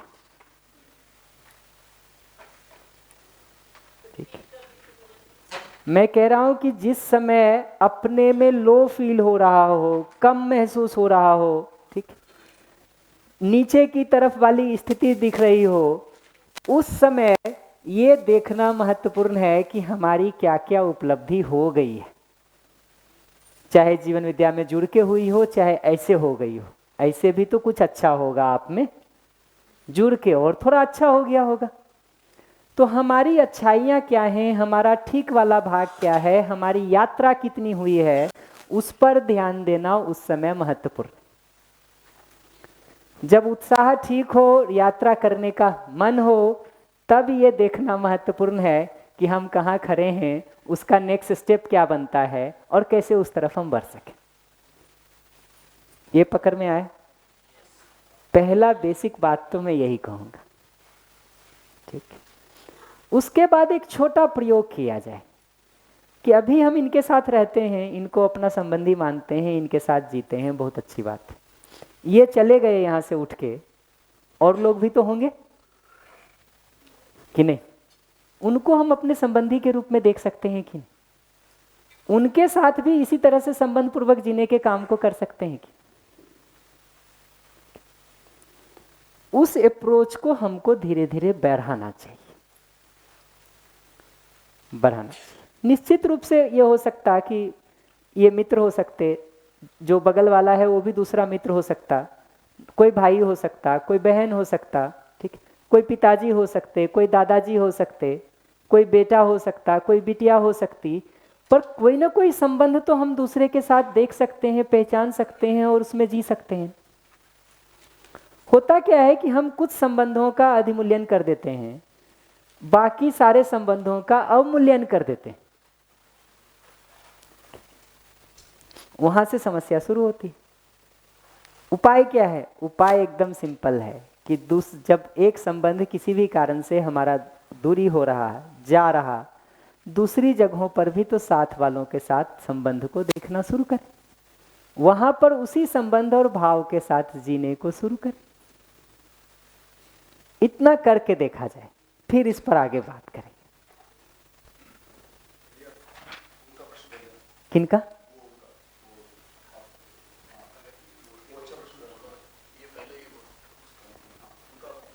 वो आएंगे आएंगे आएंगे। भैया जैसे किसी के, जैसे फ्रेंड्स में ही मेरा क्वेश्चन है ये कि स्नेह का भाव फैमिली और फ्रेंड्स में दोनों में बहुत डिफरेंट हो जाता है। कि यहाँ पे अगर घर पे कभी कोई बात हो गई आपको नहीं जमेगी तो आप फिर भी कोशिश करते रहोगे कि आप उसको रिजॉल्व करो, बट अगर आप अपने फ्रेंड्स के साथ में, और जो काफ़ी क्लोज फ्रेंड्स का मैं एग्जांपल ले रही हूँ, जिनको आप बहन भाई भी मान सकते हो, इतना क्लोज रिलेशन, पर वहाँ पे अब मेरे अंदर ऐसे होने लग गया कि मैं कुछ गलत बोलूँ या मेरे अंदर कुछ गलत विचार है या वो मुझे कुछ गलत बोले जिससे मेरे दिमाग में वो बात चलती रहे, तो उसके बदले मैं सोचती हूँ चलो एक बैलेंस बना के, मतलब वो एक हेल्दी बाउंड्री जो एक टर्म हो गया, मैं वो वहाँ ला के और फिर उसको वैसे रखते कि ख़राब नहीं हो, हम अच्छे से भी रहें, पर कुछ चीज़ें जहाँ पे डिफरेंस ऑफ ओपिनियन है तो उसको लेट गो कर दो। पर फिर बाद में क्वेश्चन आता है कि अगर इतना अच्छा रिलेशन है तो क्या इसे लेट गो करना चाहिए क्या, कि फिर तो अच्छे से नहीं बात करो ना और करो। पर फिर मुझे पता है कि अगर करूँगी तो मेरी मेंटल पीस ख़राब हो जाएगी, तो फिर मैं उसको एक लिमिट पे लाके एक हेल्दी बाउंड्री रख के उसमें कि इतना ही रखते हैं, इसके आगे हम इन चीज़ों के बारे में बात नहीं, यहाँ पे कॉम्प्लिकेशंस होंगी। पर क्या ये सही तरीका है? वही, ये स्टेप 0 के रूप में ठीक है या स्टेप 1 के रूप में ठीक है। स्टेप 2 इसका जो बनता है वो ये कि धीरे धीरे हम अपने कॉम्पिटेंस को, योग्यता को इतना विकसित कर सकें कि उन परिस्थितियों में भी संवाद को ठीक से कर सकें। पर हम कर लेंगे, पर जिससे मेरे अराउंड जो जितने लोग हैं उनका इस कंटेंट से या किसी भी तरह के कंटेंट से कोई लिंक बेयर मिनिमम है। एकदम ठीक बात है। देखिए, मैं इसलिए इतनी देर में आप देखेंगे ना, तो मैं सारे व्यवहार की बात में कहीं भी ये बात ही नहीं कर रहा हूं कि दूसरे को क्या पता है और क्या नहीं। एग्जैक्टली, दूसरे को क्या पता है और क्या नहीं, ये कहीं से अभी तक मैं नहीं लाया हूं। अभी तक जितनी भी बात किया हूं उसमें दूसरा मनुष्य है इतना पर्याप्त।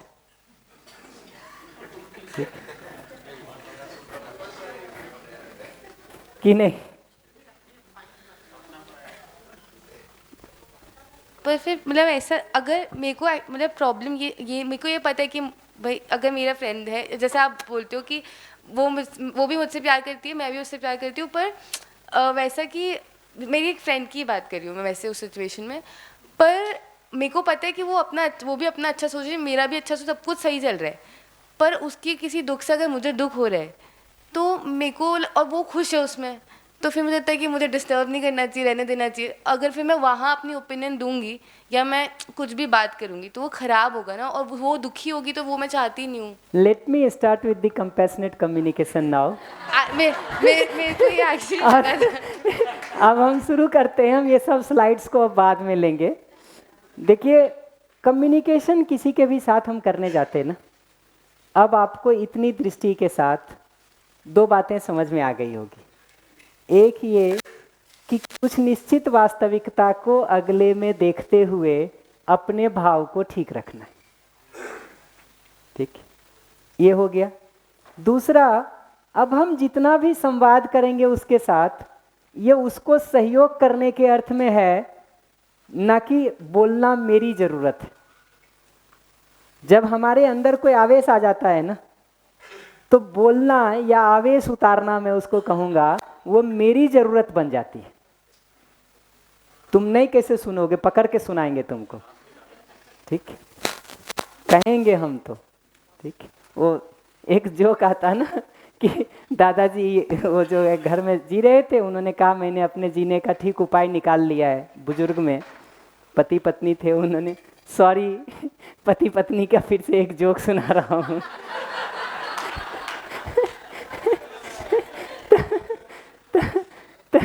तो उन्होंने कहा कि आपके घर में झगड़ा नहीं होता है, उसके लिए क्या करते हैं? उन्होंने कहा मैं बहुत सरल काम करता हूँ। जब हमको कुछ बोलना होता है तो मैं आ करके बोल जाता हूँ। जब तक पत्नी कुछ कहती रहती है, हमको ठीक लगता है, तब तक सुनता हूँ। जब ये बस के बाहर हो रहा है, कान की मशीन निकाल के रख देता हूँ, बात खत्म हो गई।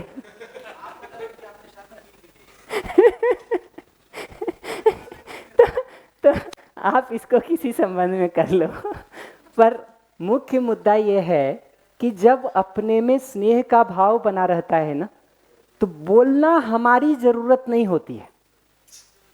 ठीक है, हम अगले की, सामने वाले की ज़रूरत के हिसाब से बोलते हैं कि नहीं? ये क्लियर है? कोई कठिन बात नहीं कर रहा हूं मैं। It's all about common sense.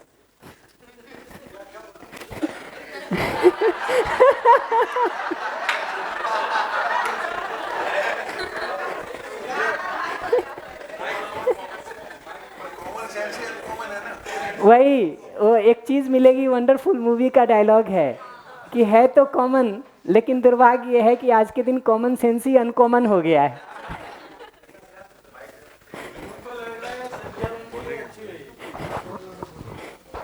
नहीं, मैं कह रहा था कि जैसे वो, एक तो आपने ये जो स्नेह पर बात शुरू करी ना, मैंने 40 शिविर कर लिए, अलग अध्ययन मिला के, सब मिला के, है ना। जिस तरह से आपने तार तार किया ना स्नेह को, ये दिखाता है भाई कितना गहराई से आपने देखा इस संबंध को, तब जाके आदमी इतना विलक्षण तरीके से लिख सकता है ना, कि एकदम समझ में आता है। उसमें मुझे अपने ऊपर देख रहा था मैं तो खाली आपसे समझना चाह रहा था। आपने लिखा है कि दूसरे की गलतियों के लिए क्षमा कर पाना। तो अब इसमें जैसे मैं आजकल अभ्यास कर रहा हूं तो मैं क्षमा तो कर देता हूं, लेकिन वो मेमोरी में तो रहता है। फिर जब अगली बार उसके साथ कोई बातचीत करते हैं, कोई कार्यक्रम बनाना है, तो उस समय जब उसकी योग्यता का मूल्यांकन कर रहे होते हैं, भाई कौन सा काम साथ में कर सकते हैं, या कितनी बात की जा सकती है, कितनी बात दी जा सकती है, उस समय वो जो मेमोरी है वो काम में आती है प्रोसेसिंग में। तो ये उसको निकालना, मेमोरी से इरेज करना तो आसान नहीं है वैसे। नहीं, उसमें एक छोटा सा चीज देखना चाहिए कि वो मेमोरी जब कोई आवेश तो नहीं पैदा होता है, ये टेस्ट है इस बात का कि उसकी पीड़ा हमारे अंदर है कि नहीं है।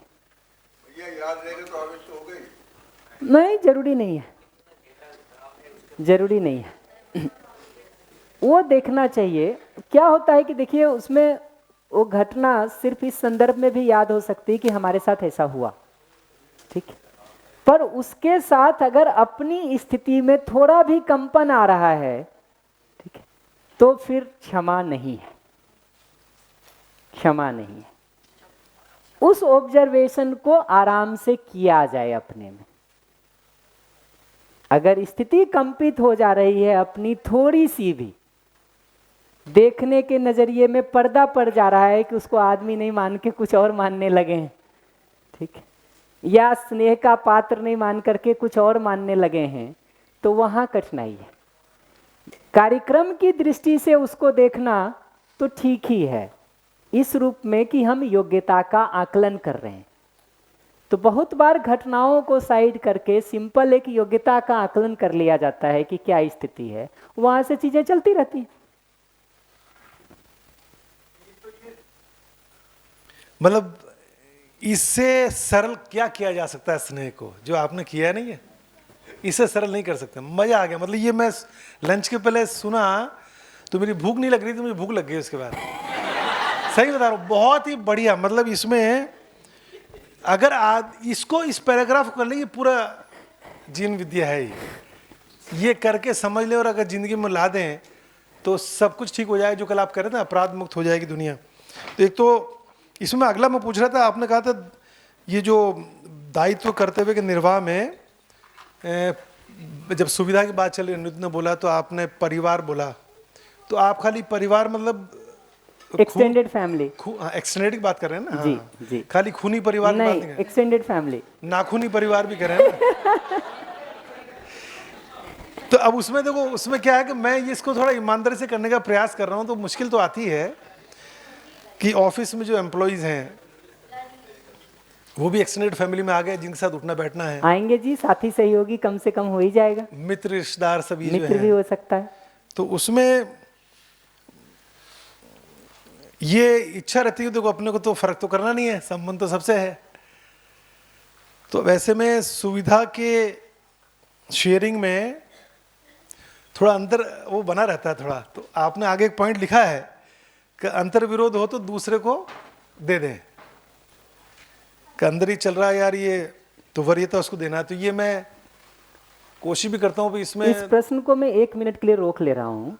असंग्रह वाले मुद्दे पर जब हम बात करेंगे ना, समृद्धि वाले मुद्दे पर, तो वहाँ इसको हम ठीक से डील कर देंगे। अच्छा, हाँ। एक आपने ये जो लिखा कि स्नेह का नजदीकी दुश्मन मोह, जी, तो मोह से मुक्ति के लिए आपने कुछ बोला जो मैं उसमें पूरा पकड़ नहीं पाया। मैं कुछ सोचने लगे, क्योंकि आपने इतने सारे पॉइंट लिखे हुए हैं कि हर पॉइंट पे सोचने की जरूरत है। उसमें सोचे तो आप आगे निकल जाते हो, तो वैसे स्पीड आपकी ज़्यादा है।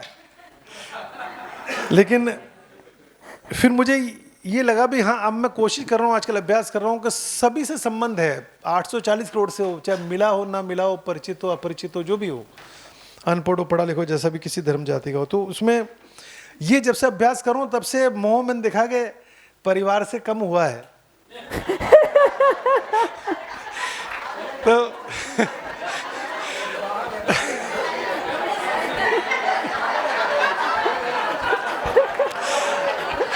आप तो मिस कर गई अपॉर्चुनिटी। नहीं नहीं, ईमानदारी से मतलब ये ऐसे इसके सामने मैं फ़ोन पे सबसे बात करता ही हूँ, तो ये जीन विद्या शिविर से कम करी, मेरे फ़ोन पे बातचीत से ज़्यादा किया है इसने। तो ये कहती थी आप उसको ऐसा कह रहे थे, उसको ऐसा कह रहे थे, आप तो ऐसा नहीं कर रहे हो। तो मतलब मेरा भी ध्यान आकर्षित करती रहती है, और कई जगह ये पाती भी है कि हाँ आप में इसका मतलब सुधार तो है, आप जैसे बात करो उसको ठीक है। हाँ, तो मैं कह रहा था कि जैसे ये वैसे एक बात बताऊं आपको अंजू दी, फिर आप नाराज नहीं होना। भारतीय पत्नियां जो है ना, पति को सुधारने की जिम्मेदारी अकेले लेके रखती हैं। उनके अलावा कोई दूसरा उनके पति को कह दे, जी जान से टूट पड़ेंगे उनके ऊपर। वो कहती हैं बाकी किसी का हिस्सा नहीं है, इसका अपमान तो मैं अकेले करूंगी।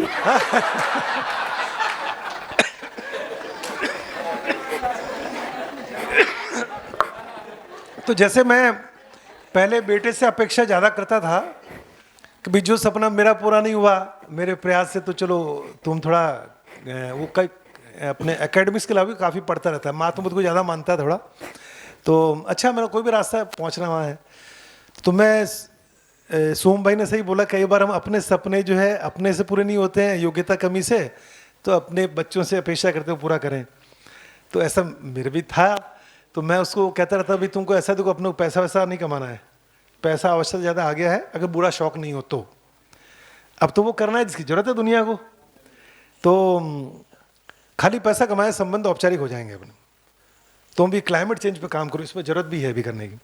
तो वो उसको थोड़ा ये कि जीन विद्या अच्छी है, 3 शिविर भी किए उसने, लेकिन बोले ये अल्टीमेट कैसे मालूम है, मैं अभी और एक्सप्लोर करूँगा, दुनिया में तो बहुत अच्छे लोग हैं, मैं पढ़ रहा हूँ।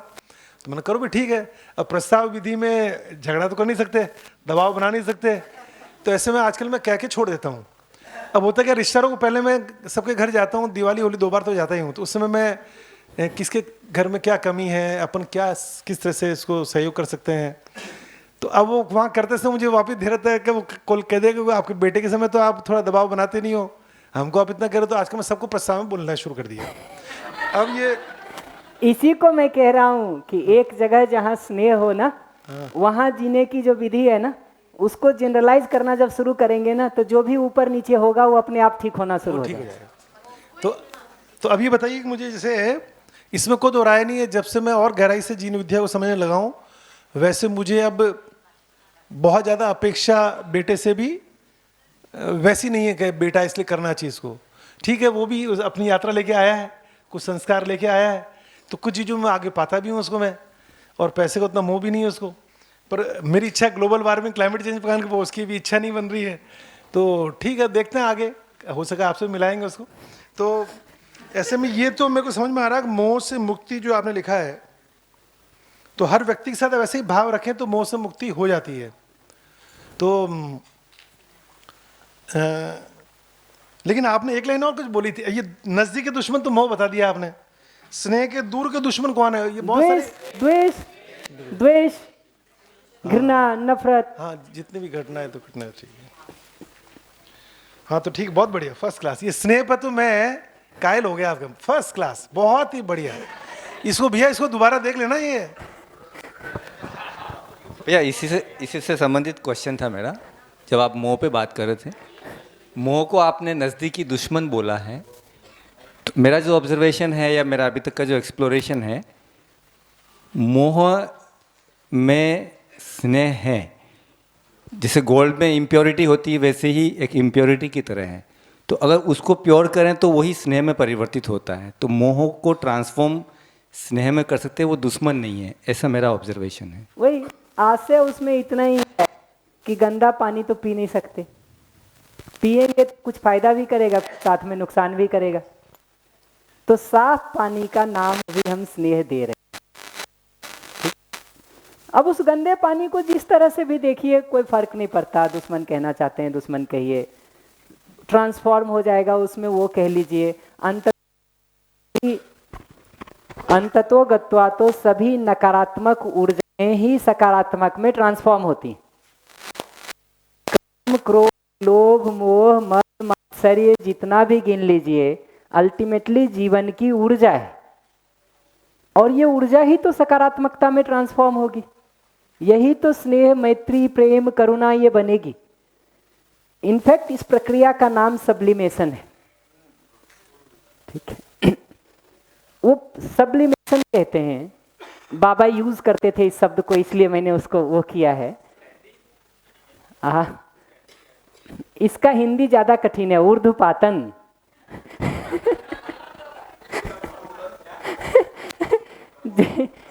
वो बेसिकली वो जो उदाहरण दे रहे हैं ना, जैसे कपूर को आप देखेंगे ना, सॉलिड से सीधा गैस में बदल जाता है, ठीक। बेसिकली कहना ये चाह रहे हैं कि वही चीज इसमें बदल गया तो अब दूसरे के रहने की संभावना ही खत्म हो गई ना, कि नहीं? जैसे कोयला अगर हीरे में बदल गया तो अब वहां कोयला रहेगा क्या? दोबारा कभी कोयला के होने की संभावना भी हो सकती है क्या? ये प्रक्रिया है। इसमें एक और बात समझ में नहीं आई थी, और इसके एक लाइन मैं और बोल दूं, इन सभी जगहों पर शब्दों में उलझने की कोई जरूरत नहीं है। शब्द जो रखना चाहते हैं रख लीजिए, आशय तात्पर्य पकड़ में आना चाहिए। शब्दों को तो धीरे धीरे हम और बेहतर करना ही चाहिए और करेंगे ही। क्या आशय है? मोह के आगे लिखा राग जनित, स्लाइड भी अगर आप चेंज करना चाहें तो। नहीं, आप बोल दीजिए। मोह का लिखा है राग जनित दृष्टि का परिणाम जी, और फिर नीचे लिखा हुआ राग एवं द्वेष जनित दृष्टि के लक्षण।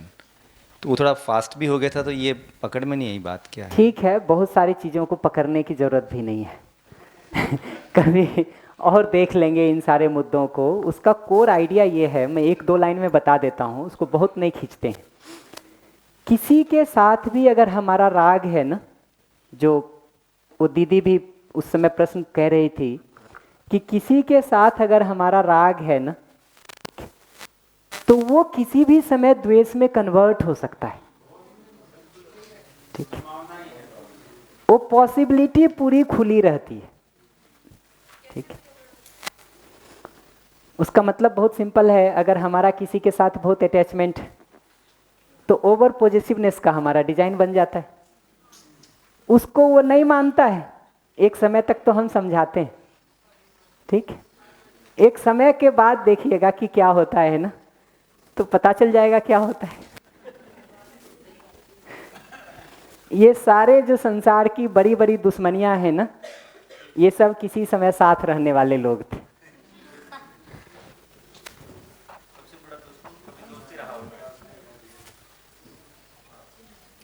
तो इतना ही कह रहा हूं मैं।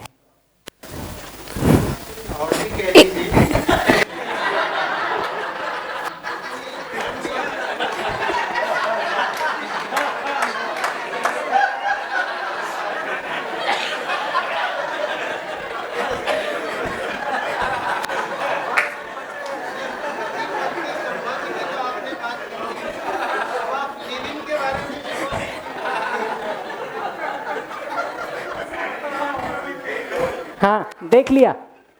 वैसे तो आप चाह रहे हैं कि अभी पहले इतने को पचा लें, मैं उसके बाद आगे, इसलिए गहराई में आप शायद नहीं ले जाना चाह रहे हैं, लेकिन मैं भी थोड़ा इस पर थोड़ा गंभीरता से कर रहा हूँ। तो ये इस पर अगर चाहें तो अभी, नहीं तो बाद में जब भी आपको लगे कि ये जो आपने सुविधा का बोला ना एक्सटेंडेड फैमिली में, तो उसमें ऑफिस में या घर पे जो काम करते हैं या और भी साथी हैं, तो उस समय थोड़ा सा ये धर्म संकट था, थोड़ा सा और इसको तारता कर दें, थोड़ा खोल दें इसको कि सुविधा। अच्छा, ऐसा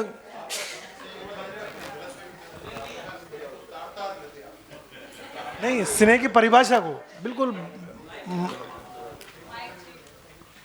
माइक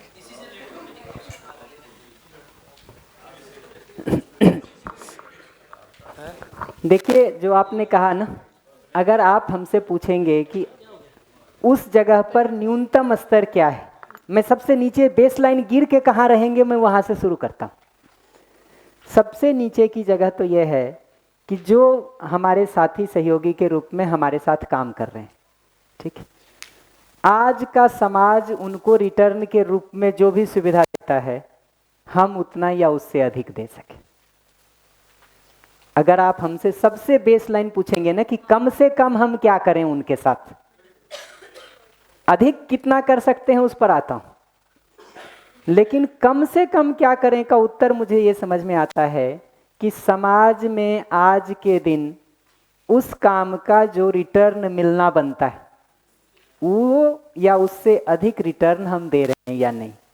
और ये तो मैं मान ही ले रहा हूं कि सम्मान स्नेह सब तो आप बना के रखते ही होंगे, उसका तो पैसे से बात ही नहीं है। तो न्यूनतम देने की जगह वो है, ठीक है। अधिकतम पूछिएगा क्या है, तो अधिकतम जगह तो ये है कि किसी भी कार्य को करने में क्या भूमिका, कितनी भूमिका किन किन लोगों की है।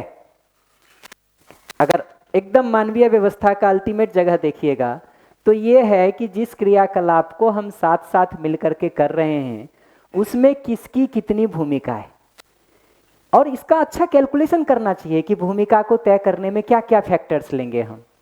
समय एक फैक्टर हो सकता है, श्रम नियोजन कितना कर रहे हैं वो एक फैक्टर हो सकता है, सुविधा संसाधन या धन कितना लगाए हैं वो एक फैक्टर हो सकता है, स्किल कितना है आपका वो एक फैक्टर हो सकता है, उस स्किल नियोजन में आपका कितना समय और प्रयास और इन्वेस्टमेंट लग गया है वो एक फैक्टर हो सकता है। इन सारे वेटेज फैक्टर के साथ उसको कैलकुलेट किया जा सकता है, और वो तरीका एक समाज स्वीकृत तरीका होने की जरूरत है। मोटे तौर पर उसके दो इंडिकेटर समझ में आते हैं जो ट्रेडिशन में लोगों ने बात किए हैं, मैं उसको रिपीट कर दे रहा हूं। मोटे तौर पर उसका मतलब यह होता है कि समाज में जिन जिन कामों की जिम्मेदारी है वो सब काम को ठीक करने वाले सभी लोगों का रिटर्न एक जैसा होना बनता है। तो आप खेती कर रहे हैं कि गौपालन कर रहे हैं कि मेडिकल प्रोफेशन का कुछ कर रहे हैं कि ABC XYZ प्रोफेशन में हैं, जो उसका बेस्ट वाला जगह है वो सब जगह एक जैसा होना बनता है, ठीक है। और जो उसमें करने का न्यूनतम मिनिमम मैक्सिमम वेजेस की जो बात करते हैं ना, ज़्यादातर लोगों ने उसको 1:2 से 1:5 के बीच में सजेस्ट किया है।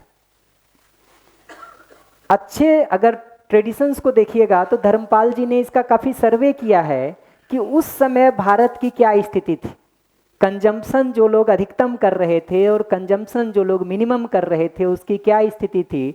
तो 1:2.3, 2.1 लगभग ये रेशियो बताते हैं कि था भारत का, ठीक है। और 1:2 से लेकर के 1:5 के बीच में एक जनरल हमको समझ में आता है, जिसका मतलब ये है कि एक कम स्किल्ड जो उस काम को कर रहा है, एक हाईएस्ट स्किल्ड जो उस काम को कर रहा है, ये दोनों के रिटर्न का रेशियो क्या होगा। मैं रफली कह रहा हूं कि वेटेज फैक्टर को इस तरह से सेट किया जाए कि वो 1:2, 1:3, 1:5 से ज़्यादा तो नहीं ही हो। 1:2 का मतलब है न्यूनतम सैलरी अगर 10,000 है तो अधिकतम 20,000। 1:5 का मतलब है न्यूनतम सैलरी अगर 10,000 है तो अधिकतम 50,000। ठीक, ये मैं आपको अब ट्रेडिशनल कैलकुलेशंस की बात कर रहा हूं जो मुझे ठीक लगते हैं। प्रैक्टिकल ढंग से जब सोचने जाते कि क्या हम स्टेप्स नेक्स्ट ले सकते हैं, तो ये हमको कहना उस पर न्यूनतम जगह वो है कि समाज में उसका जो आज के दिन रिटर्न मिल रहा है वो या उससे अधिक दे सके। अधिकतम जगह ये है कि उसको 1:2, 1:3, 1:5 इस रेंज में ला करके हम सेट कर सके। ऑफ कोर्स उसमें हम भी शामिल हैं।